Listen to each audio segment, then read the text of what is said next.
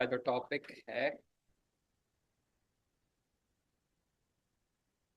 सबसे पहले देखिए इंपॉर्टेंट बता दिया था। ग्रेडियंट के बारे में देखेंगे, ग्रेडियंट कैसे क्रिएट करते हैं। फिर शैडो के बारे में देखेंगे। ठीक, फिर नेक्स्ट टॉपिक बाद में देखेंगे। पहले इस पे आते हैं, ग्रेडियंट। ठीक है, तो देखो हमारे पास कितने टाइप्स के ग्रेडियंट होते हैं। सबसे पहले तो वो टाइप्स ऑफ ग्रेडियंट वो पता होने चाहिए। टाइप्स ऑफ ग्रेडियंट, सबसे पहला जो ग्रेडियंट होता है वो होता है हमारा लीनियर ग्रेडियंट। ठीक है। सेकंड जो होता है वो होता है रेडियल ग्रेडियंट। फिर आता है कॉनिक ग्रेडियंट।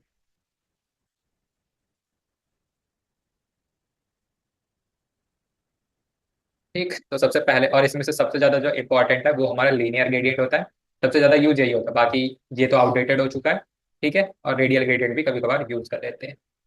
सबसे पहले लीनियर ग्रेडियंट पे आते हैं। अब लीनियर ग्रेडियंट मुझे यूज करना है तो सबसे पहले मुझे कुछ बॉक्स बनाना पड़ेगा। तो यहाँ पे मैं डिव डॉट बॉक्स ले रहा हूँ और इसके अंदर, ठीक है, इसका ऐसे ही रहने दो, इसकी कुछ स्टाइल लिखो। स्टाइल स्टार, यहाँ पे मार्जिन 0। ठीक है, और यहाँ पे बॉक्स साइजिंग बॉर्डर बॉक्स। अभी मैं आपको ये भी बताऊंगा कि बॉक्स साइजिंग बॉर्डर बॉक्स क्यों लिखते हैं। बॉक्स को पहले कुछ सी एस एस दो। डॉट बॉक्स, यहाँ पे मैंने विड्थ लिखी इसकी 500 पिक्सल, हाइट लिखी सेम 500 पिक्सल, और इसको मैंने एक बॉर्डर दिया 2 pixel solid black. Output check करेंगे तो कुछ ऐसा दिखाई। ठीक है, अब मैं इसके अंदर कुछ कलर डालना चाहता हूँ। कलर कैसा? Gradient colour. तो लीनियर ग्रेडियंट कैसा दिखेगा वो देखो। सबसे पहले मैंने यहाँ पे लिया और यहाँ पे लिखा बैकग्राउंड। ठीक है, देखो कलर हमारा हमेशा बैकग्राउंड में आएगा, तो बैकग्राउंड लो और यहाँ पे लिखो लीनियर ग्रेडियंट, आगे ऑप्शन। बस इतना काम करना है। उसके बाद आपको अंदर कलर सिलेक्ट करने हैं। जैसे मैंने पहले यहाँ पे रेड, फिर यहाँ पे ग्रीन ले लिया। ये दो कलर मैंने सिलेक्ट कर लिए, तो यहाँ पे लीनियर ग्रेडियंट मेरा बन गया। ठीक है, तीसरा कलर अगर मैं लूंगा तो वो भी आ जाएगा। ठीक है, और हमारा जो ग्रेडियंट होता है मोस्टली 2 या 3 कलरों का ही होता है। इससे ज्यादा भी बना सकते हो, बट यही हमारा प्रोफेशनल होता है।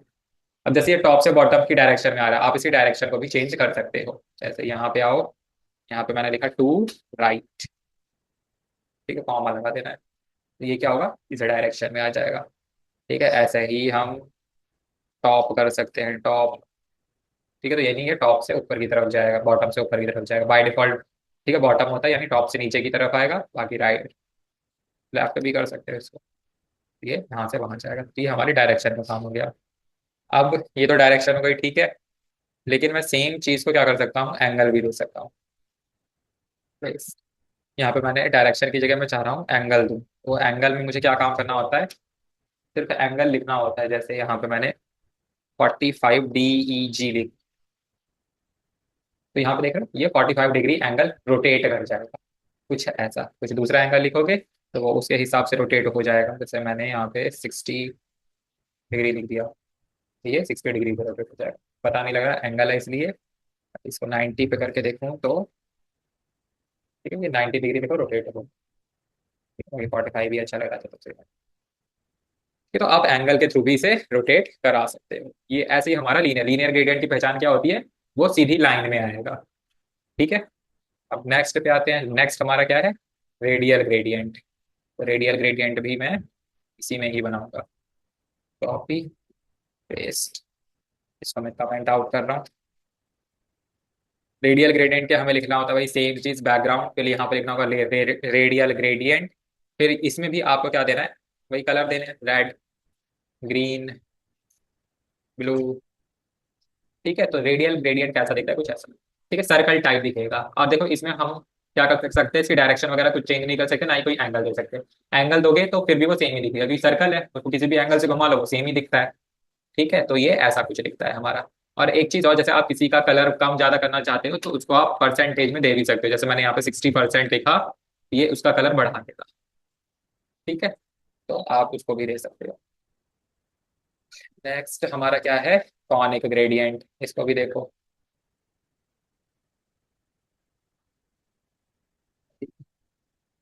इसी के अंदर मैं कॉनिक ग्रेडियंट भी बता रहा हूँ। बैकग्राउंड इसमें मैंने लिखा, देखो कॉनिक ग्रेडियंट का मेरे को सजेशन नहीं मिलेगा, तो इसलिए पूरा लिखना पड़ेगा क्योंकि ये चीज़ आउटडेटेड हो चुकी है। कॉनिक ग्रेडियंट लिखा, उसके बाद मैंने यहाँ पे रेड लिखा, ग्रीन लिखा, ब्लू लिखा। तो ये आउटपुट मुझे कैसा देगा, कुछ ऐसा कॉनिकल देगा। अभी तो ऐसा कुछ पता नहीं लग रहा। इसको क्या करो, बॉर्डर रेडियस 50% कर दो, तो ये सर्कल बन जाएगा। तो ये कुछ अब ऐसा दिखा देगा, यानी पाई चार्ट वगैरह देखा होगा आपने, उसको बनाने के लिए हम ये यूज करते हैं। तो एक बना के भी देखते हैं। ठीक है, तो यहाँ पे मैंने, उसके लिए मुझे बहुत सारे कलर लेने पड़ेंगे। बैकग्राउंड लिखा, फिर कॉनिक ग्रेडियंट लिया। ठीक है, और उसके अंदर सबसे पहला मैंने रेड ही ले लिया। रेड मैंने इसको 0 डिग्री पे लिया। ठीक है, फिर कॉमा ग्रीन, इसको मैंने 90 डिग्री पे ले लिया, 90 DEG। फिर कॉमा ब्लू, इसको भी मैंने 90 DEG पे लिया। ठीक है, और यहाँ पर गैप नहीं लेना है। फिर रेड ग्रीन ब्लू, फिर मैंने सियान लिया। सियान नहीं होता क्या कोई कलर, एक्वा, क्या हो रहा है ये कलर भी मेरा, AQUA। ठीक है, एक्वा को मैंने 180 पे ले लिया, 180 DEG। फिर ब्लैक ले लिया, ब्लैक मैंने भी इसको भी सेम 180 DEG पे ले लिया। फिर हॉट पिंक, हॉट पिंक को मैंने 270 DEG पे ले लिया। और एक लास्ट कलर येलो ले लो, येलो को भी मैंने 270 DEG पे ले लिया। आउटपुट चेक करेंगे, कुछ भी आएगी, क्यों नहीं आया आउटपुट। कॉनिक बैकग्राउंड में conic gradient red 0 degree, green, एक कर लो।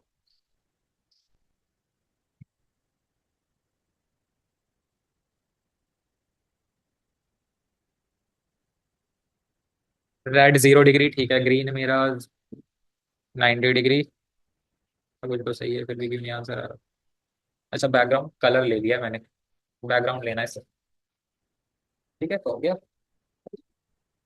ये कुछ इस फॉर्म में आया है। देखो पहला मैंने 0 डिग्री से शुरू किया।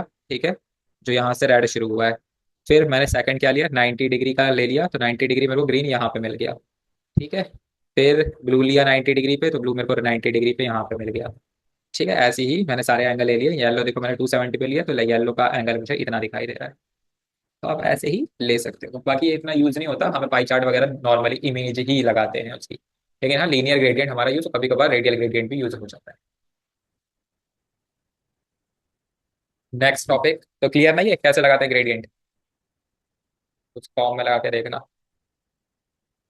नेक्स्ट, शेडो, कैसे लगाते हैं शेडो बताओ, मैं तो बता ही रखा है। हाँ, इसी बॉक्स बॉक्स में नहीं, मैं टेक्स्ट में लगाना चाहता हूँ। मैंने यहाँ H1 लिखा, तो मैंने यहाँ पे लिखा वेलकम, कैपिटल में ही लिख लो। सही। पहले तो इसको H1 को थोड़ा सा CSS से अच्छा करते हैं। Text align centre, text line centre, font size मैंने इसका 80 पिक्सल कर दिया। ठीक है, और बस ऐसे ही रहना। अब देखो इसमें मुझे शेडो अप्लाई करनी है, तो इसके लिए मुझे लिखना पड़ेगा यहाँ पे टेक्स्ट शेडो। जब भी कभी भी टेक्स्ट पे शेडो अप्लाई करोगे तो ऐसे बाकी सारी चीजें सेम ही होती है। ये मेरा 4 पिक्सल, यानी मैं लेफ्ट टू राइट बढ़ूंगा। ठीक है, ये मेरा नेक्स्ट, यानी टॉप से बॉटम की तरफ आऊंगा मैं। फिर मेरा नेक्स्ट आता है ब्लर इफेक्ट। मैं चाहता हूँ मेरा 5 पिक्सल ब्लर रहे। फिर कलर देना होता है, मैं रेड कलर दे रहा हूँ। ठीक है, यहाँ पे शेडो यहाँ पे बन के आ गई। बाकी आप अगर यहाँ पे मैं 0 रखता हूँ और इसको भी 0 रखूंगा, तो ये क्या होगा, उसके पीछे ही रहेगा पूरा। ठीक है, बाकी थोड़ा सा ब्लर इफेक्ट और बढ़ा दोगे तो पीछे का साइज बड़ा हो जाएगा थोड़ा सा, 10 पिक्सल। ठीक है, तो ये ब्लर ऐसा बढ़ जाएगा। अब यहाँ पे देखो, इसको मैं बढ़ाऊंगा 10 पिक्सल, तो ये लेफ्ट से राइट की तरफ जाएगा। ठीक है, अभी मैं इसको 0 रखता हूँ, इसको बढ़ाता हूँ, तो ये टॉप से बॉटम की तरफ जाएगा, कुछ ऐसे। ठीक है, तो यही होता है डायरेक्शन। पहला जो होता है हमारा एक्स की प्लेन में आगे बढ़ता है, और जो ये सेकंड वाला होता है वो हमारा वाई की प्लेन में आगे बढ़ता है।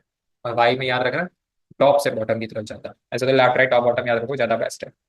ठीक है, तो ये हमारा टेक्स्ट पे शेडो लगाने का तरीका हो गया। अब यहाँ पे मैं एक फ्रेम बनाता हूँ, फिर उस पर एक शेडो लगा के देखते हैं। तो यहाँ पे div डॉट फ्रेम। ठीक है, और यहाँ पे मैं एक IMG लूंगा। भाई इमेज तो बाद में ले लेंगे, पहले फ्रेम को रेडी कर लेते हैं। यहाँ पे मैंने इसकी विड्थ रखी भाई 400 पिक्सल, हाइट भी सेम 400 पिक्सल, बॉर्डर मैंने 10 पिक्सल, रिज ब्लू ले लिया इस बार, तो वो भी छोड़ो, एक्वा ले लो। ठीक है, तो ये मेरा फ्रेम बन के रेडी हो गया। इसको मैं क्या करूंगा, मार्जिन 0 ऑटो कर देता हूँ। ठीक है, तो सेंटर में आ जाएगा। अब मैं यहाँ पे क्या काम करूंगा, इसके अंदर इमेज, कौन सी इमेज लूँ मैं?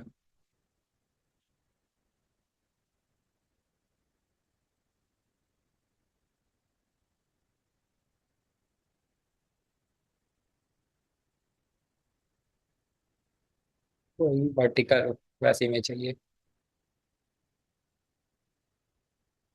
इसको ले लो।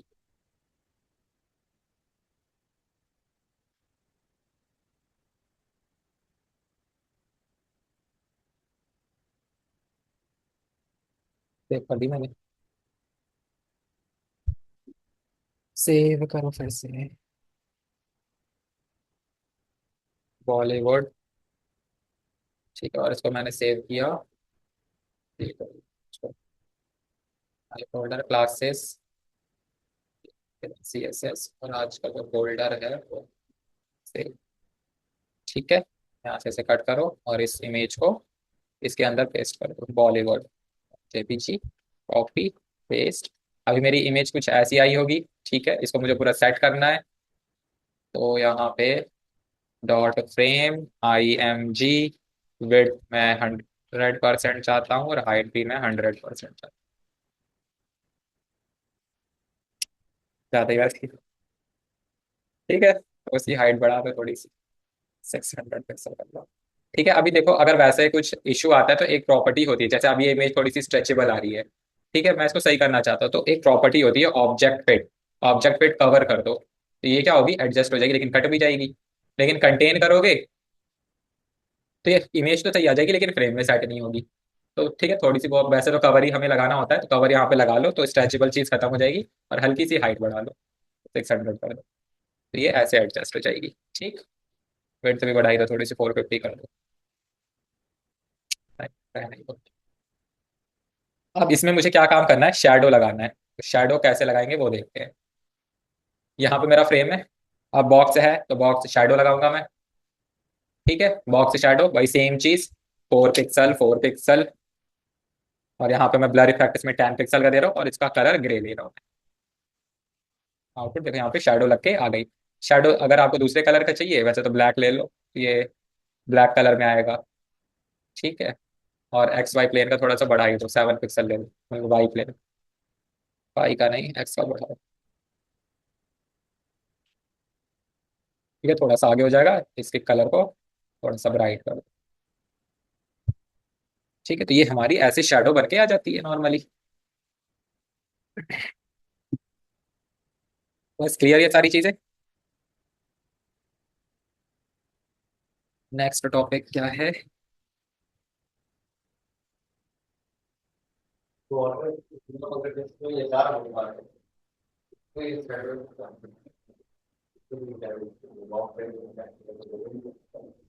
HR में देखते हैं लगा के। एक HR है, पे दिख रहा है, ये दिख भी तो नहीं रहा। इसमें पहले मार्जिन बॉटम ले लो, मार्जिन बॉटम मैंने 50 पिक्सल ले लिया। ठीक है, तो ये ऐसे कुछ दिख जाएगा, टॉप भी ले लो, मार्जिन टॉप 50 पिक्सल ले लिया। ठीक है, ये मेरे पास एक लाइन है, इसमें मैं क्या काम कर रहा हूँ, एक बॉक्स शैडो लगाऊंगा, बॉक्स शैडो, सेम चीज कॉपी पेस्ट करूँ, लग गई, लग सकती। नेक्स्ट टॉपिक है आपका बॉक्स मॉडल। समझो पहले क्या होता है। तो यहाँ पे मैं लगा रहा हूँ बॉक्स साइजिंग बॉर्डर बॉक्स, मैं क्यों लगा रहा हूँ इसको पहले समझना। तो फिलहाल के लिए ये वाला पेज अब कट करेंगे, तो हम न्यू पेज लेंगे। यहाँ पे index2.html का पेज बना रहा हूँ। ठीक है, यहाँ पे मैं आपको बताऊंगा बॉक्स साइजिंग, बॉक्स मॉडल। ठीक है, बॉक्स मॉडल के अंदर फ्लैक्स बॉक्स भी आ जाता है, जो कि मैंने आपको बता दिया है। ये बॉक्स साइजिंग बॉर्डर बॉक्स क्यों लगाते हैं वो देखो। ठीक है, बॉक्स मॉडल, मैंने यहाँ पे एक बॉक्स बना, div dot box, div dot box, और इसके अंदर मैं इसको कुछ CSS दे रहा हूँ, डॉट बॉक्स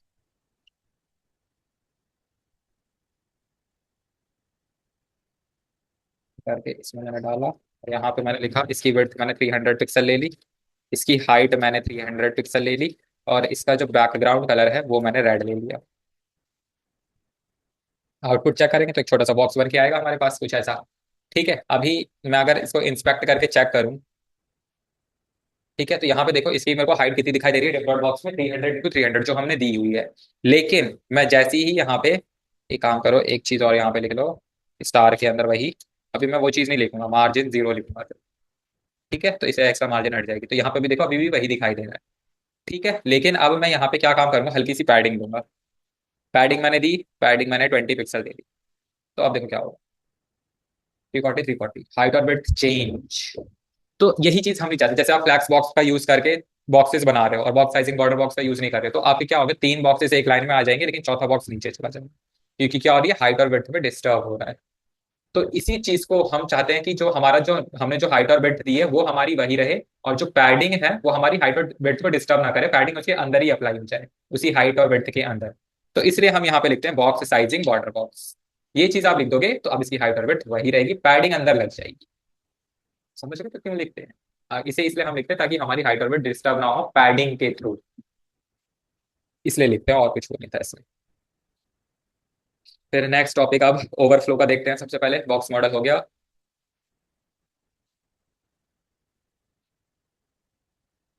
ओवरफ्लो।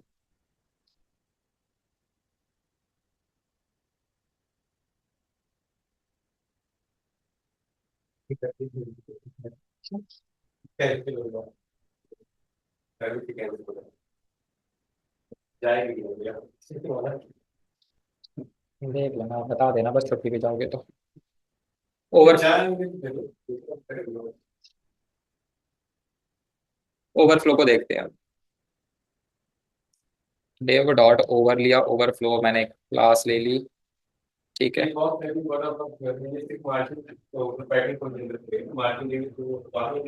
वो तो बाहर ही रहेगा, सिर्फ पैडिंग के लिए होता है, पैडिंग से हमारी हाइट और विड्थ डिस्टर्ब ना हो इसलिए। वो तो बाहर ही जाएगा, उसमें कोई इफेक्ट ही नहीं डालेगा वो। ओवरफ्लो को लेता है, ओवरफ्लो से एक छोटा सा बॉक्स में क्रिएट करना है बस। डॉट ओवरफ्लो में सेम विड्थ मैंने 500 पिक्सल ले ली, हाइट मैंने 500 पिक्सल ले ली। ठीक है, और देखने के लिए एक बॉर्डर 1 पिक्सल सॉलिड ब्लैक। ठीक है, और इसको मैं मार्जिन 0 ऑटो भी करूँ। ठीक है, तो इसको कट करो। यहाँ पे ये मेरा बॉक्स आया है। ठीक है, अब मैं इसके अंदर क्या काम करूँगा, कुछ कंटेंट लिखूंगा। 700 पिक्सल पर यहाँ पे मैंने लिया, इसके अंदर पी का मैंने यूज किया, और लोरम 300, इतना बड़ा पैराग्राफ मैंने लिखा। ठीक है, तो ये क्या, अभी तो इसके अंदर आ ही रहा है, इसको मैं क्या कर रहा हूँ, कॉपी पेस्ट, मतलब इस पैराग्राफ को बढ़ा रहा हूँ। तो क्या होगा, अब इसके बाहर आएगा, ओवरफ्लो होगा। ठीक है, तो इसी ओवरफ्लो को हाइड करने के लिए हम क्या करते हैं, यहाँ पे लिखते हैं ओवरफ्लो हिडन। ओवरफ्लो हिडन से क्या होगा, इसके बॉक्स की जितनी विड्थ होगी, हाइट होगी, उतना तो कंटेंट रहेगा, लेकिन उसके बाद सब कुछ हाइड हो जाएगा, लेकिन हमारा कंटेंट भी चला गया। तो ये चीज तो हम चाहते नहीं है, हम चाहते हैं कि बस देखो, अगर हाइड करना है तो नॉर्मल, अगर फालतू की चीजें तो नॉर्मली हाइड कर दो। लेकिन आपको अगर कंटेंट अपना दिखाना है तो यहाँ पे एक चीज और होती है, ओवरफ्लो में ही, ओवरफ्लो स्क्रॉल, तो यहाँ पे स्क्रॉलिंग आ जाएगी। ठीक है, इससे आपका कंटेंट भी दिखाई देगा और सब कुछ सही भी रहेगा। ये चीज हो गई। ठीक है, तो ये देखो यहाँ पे ये वाई डायरेक्शन में ओवरफ्लो स्क्रॉल लगा हुआ है मेरा। मुझे ये बता सकते हो कि एक्स वाली डायरेक्शन में कैसे लगेगा?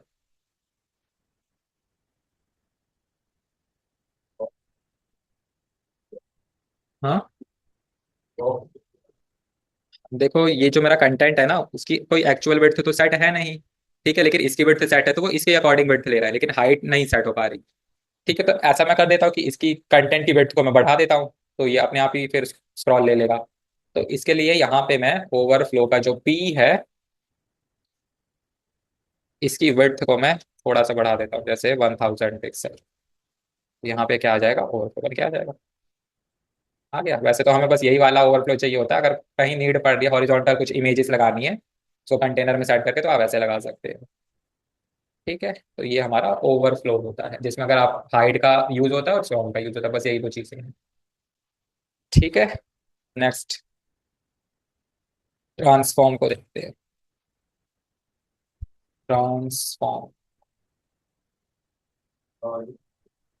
ट्रांसफॉर्म ट्रांसलेट है, ट्रांसफॉर्म रोटेट है, ट्रांसफॉर्म स्क्यू है, ट्रांसफॉर्म स्केल है। ये बड़ा टॉपिक है,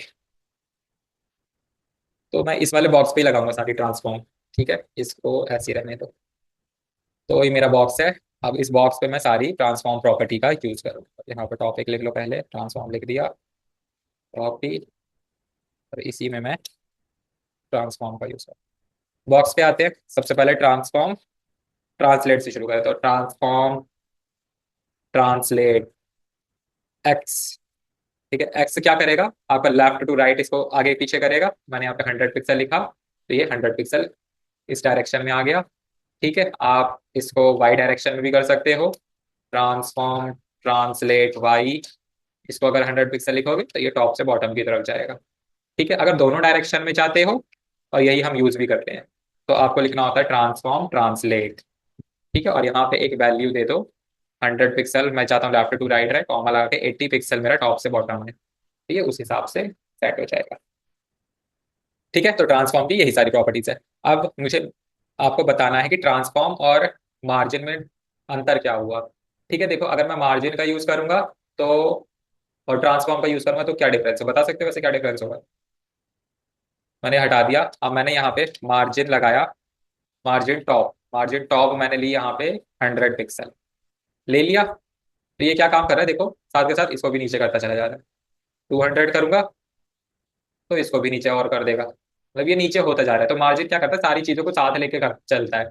लेकिन ट्रांसफॉर्म हमारा क्या होता है, ये वहीं रहेगा, सिर्फ इसी पे ही जो भी बात होगा होना। ठीक है, तो ये डिफरेंस होता है। इसलिए अगर आपको सिर्फ अपनी जो पर्टिकुलर चीज है कंटेंट उसको ही मूव करना है तो आप ट्रांसफॉर्म का यूज कर सकते हैं। ठीक, ये सारी हमारी ट्रांसफॉर्म ट्रांसलेट की प्रॉपर्टी होगी जो कि मूव कराने के काम आती है। अब ऐसी ट्रांसफॉर्म रोटेट होता है हमारे पास। ठीक है, तो रोटेट में अगर एक्स डायरेक्शन में यहाँ पे आपको एंगल देना है, मैं चाहता हूँ 45 DEG हो जाए, तो एक्स डायरेक्शन में देखो तभी पता नहीं लगेगा कि एक्स डायरेक्शन में ऐसा होती है, ऊपर से देखो थोड़ा सा कम हो गया है। ठीक है, ऐसे ही अगर वाई डायरेक्शन में करोगे, सही कॉपी कर दो, कॉपी नीचे आके पेस्ट, यहाँ पे वाई कर दो बस। तो ये देखो यहाँ से वाई डायरेक्शन में ऐसे हो जाएगा। लेकिन अगर एक्स और वाई दोनों का यूज करना चाहते हो, जो कि हम यही यूज करते ही हैं, हाँ, ट्रांसफॉर्म रोटेट, यहाँ पे आप 45 DEG करोगे तो एक्स और वाई दोनों को लेके चलेगा, तो ऐसे रोटेट। ठीक है, तो ये हमारा रोटेशन का पार्ट हो गया। अब ट्रांसफॉर्म ट्रांसलेट, नहीं ट्रांसलेट नहीं, scale, transform scale x. X में मैंने यहाँ पे जो भी वैल्यू डलेगी, ठीक है, जैसे मेरी ये अभी 1 मेरा क्या होता है, 100%, 100% यानी जो इसकी विड्थ और हाइट है वो। ठीक है, अगर 2 करोगे, 2 का मतलब होगा डबल, यानी इसकी विड्थ और हाइट का डबल हो जाएगा, यानी स्केल की प्रॉपर्टी को बढ़ाता है। अगर 1 लिखा है तो डबल करेगा, 3 लिखा है तो ट्रिपल करेगा। ठीक है, अगर 1.1 लिखा है तो मतलब नॉर्मल से 10% बढ़ गई। ठीक है, तो कुछ ऐसा है, तो मैं चाहता हूँ इसको डबल करना, तो ट्रांसफॉर्म एक्स डायरेक्शन में इसकी हाइट विड्थ डबल हो जाएगी। ठीक है, और ऐसे ही कॉपी किया, पेस्ट, यहाँ पे वाई किया तो यहाँ पे वाई डायरेक्शन में ये डबल हो जाएगा। ठीक है, और अगर दोनों में चाहते हो वही सेम चीज, ट्रांसफॉर्म स्केल टू, ये दोनों एक्स और हाइट और विड्थ दोनों को बड़ा कर देगा। ठीक, ये सारी प्रॉपर्टीज आपकी एनिमेशन में काम आएगी, बाकी ट्रांसफॉर्म और रोटेट का तो वैसे भी यूज कर सकते हो। एक लास्ट प्रॉपर्टी और, ट्रांसफॉर्म स्क्यू। ठीक है, एक्स डायरेक्शन से अगर मैं इसको करूंगा 60 डिग्री, इसमें एंगल वाली डिग्री डालते हैं, तो ये कुछ ऐसा रोटेट होगा। एक्स डायरेक्शन से वाई से करोगे, तो वाई में ये कुछ ऐसा रोटेट कराएगा। ठीक है, अगर दोनों को लेके चलोगे, मतलब दोनों को लेके ही चलना होता है वैसे तो। ट्रांसफॉर्म स्क्यू में मैंने 60 DEG ले लिया, तो ये कुछ ऐसा हो जाएगा, या तो 45 DEG, जो भी आपको सही लगे वैसा कर सकते हो।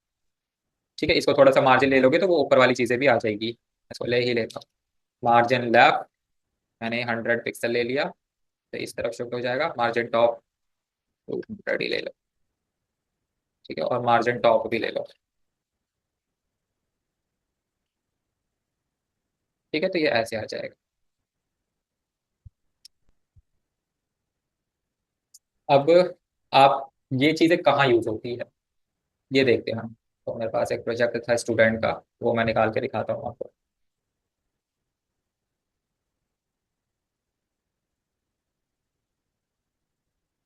नहीं, कैसे नहीं,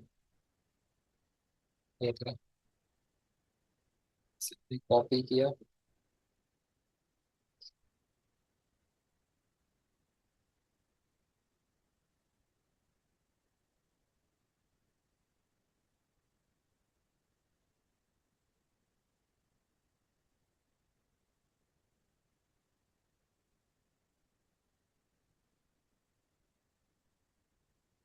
ये देख रहे हो ये वाली चीज़, ये स्क्यू से बना हुआ है।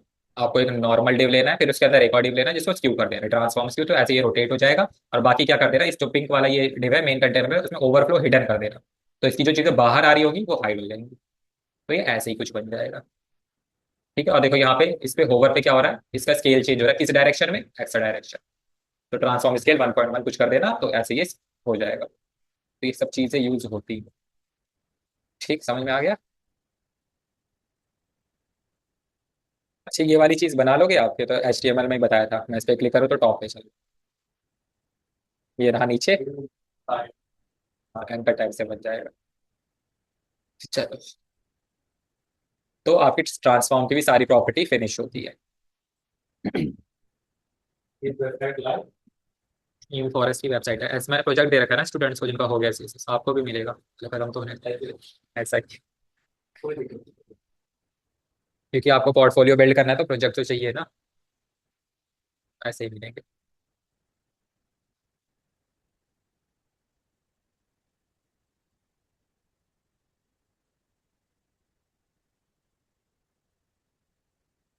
नेक्स्ट टॉपिक हम करेंगे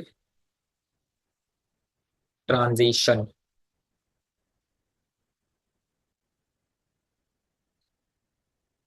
देखो, अब ट्रांजिशन मैं किस पे लगाऊं, इसी पे ही लगाऊंगा।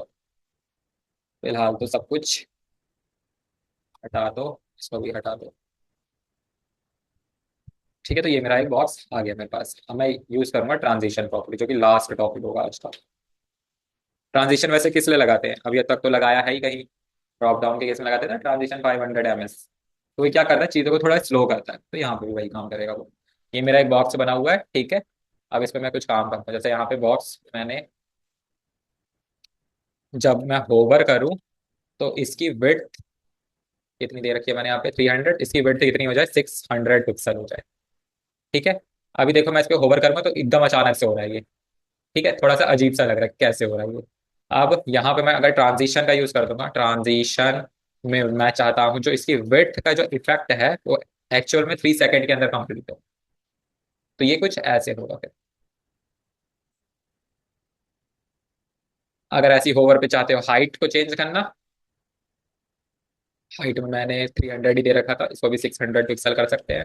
और यहाँ पे भी आपको क्या करना है, सेम कॉमा लगा के हाइट को मैं चाहता हूँ ये भी 3 सेकंड के अंदर कंप्लीट हो।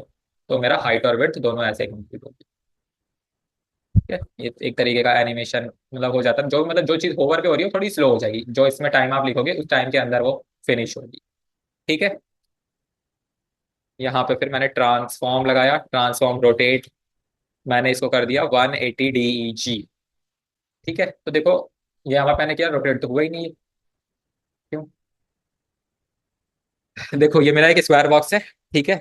ये रोटेट हुआ है लेकिन हमें पता नहीं लगा, क्योंकि ये रोटेट हुआ होगा तो सेम ही तो एंगल पे आएगा ना, क्योंकि हाइट और विड्थ दोनों की सेम है। तो इसको थोड़ा सा स्लो इफेक्ट पे ले जाओ। यहाँ पे ट्रांसफॉर्म का जो एनिमेशन है वो कब खत्म हो, 5 सेकंड्स के अंदर। तो अब देखो ये रोटेट होता हुआ दिखेगा, बाकी बड़ा भी होगा रोटेट भी होगा। देखो वो घूमने के बाद सेम एंगल पे आ जाता है, इसलिए हमें वो तब पता नहीं लगा था, लेकिन ऐसे पता लगता है, तो ये चीज ऐसे हो जाएगी। ठीक,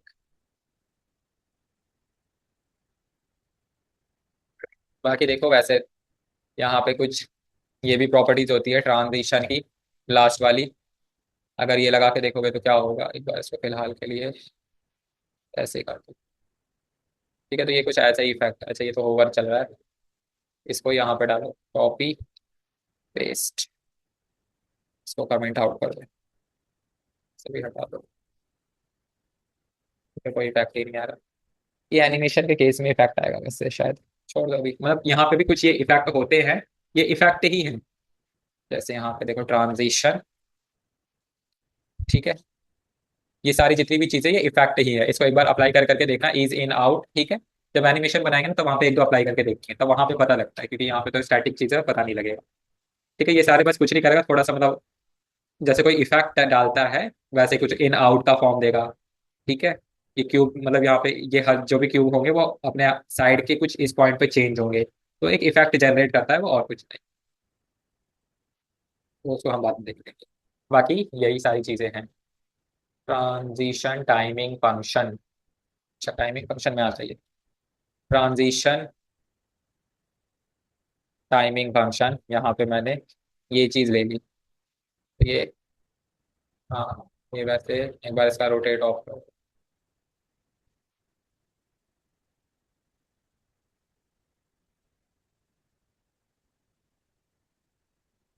ठीक है, और एक बार इसको दूसरा वाला लेके देखते हैं। ट्रांजिशन टाइमिंग फंक्शन मैं ले रहा हूँ इज इन और आउट। तो देखो भाई, थोड़ा सा स्लो इफेक्ट यही सब दे रहा है वो। ठीक, इफेक्ट वही बदल जाते हैं, और कुछ नहीं। और कुछ नहीं है इसमें। यहाँ पे फिर कहाँ पे,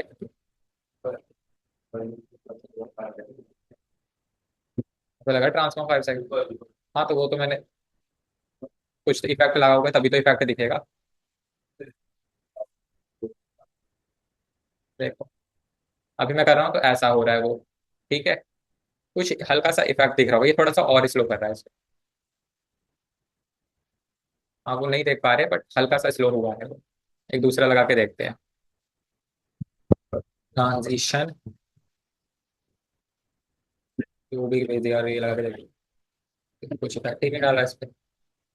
अच्छा, ट्रांजिशन है, ट्रांजिशन टाइमिंग फंक्शन। मतलब टाइमिंग फंक्शन से मतलब क्या समझ में आ रहा है, थोड़ा सा टाइमिंग पे इफेक्ट डालेगा। ठीक है, यही वाला सिलेक्ट कर लो। देखो ये रोटेट होगा अलग अलग टाइम के हिसाब से होगा। बीच में कभी फास्ट हो जाएगा, कभी स्लो हो जाएगा, स्टार्टिंग में वैसे नॉर्मल चलेगा, तो यही होता है इसमें। ठीक, ये तो कभी स्लो है, बीच में हल्का सा फास्ट होगा, फिर वैसे ही आ जाएगा। वो एनिमेशन में अच्छे से देख लेंगे। सेकंड चीज और लगा के देखते हैं। ट्रांजिशन टाइमिंग फंक्शन में स्टेप एंड,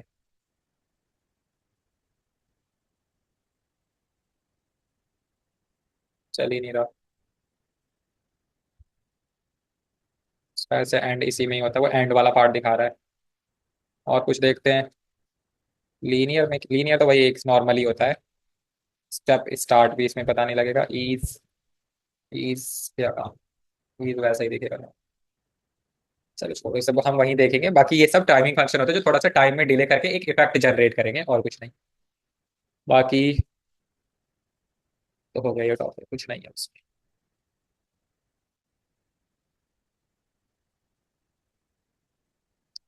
नेक्स्ट टॉपिक आपका एनिमेशन ही है। ऑब्जेक्ट फिट भी मैंने बता ही दिया किस लिए यूज होता है। बस फ्लैक्स एनिमेशन है, तो वो मंडे को शुरू करेंगे।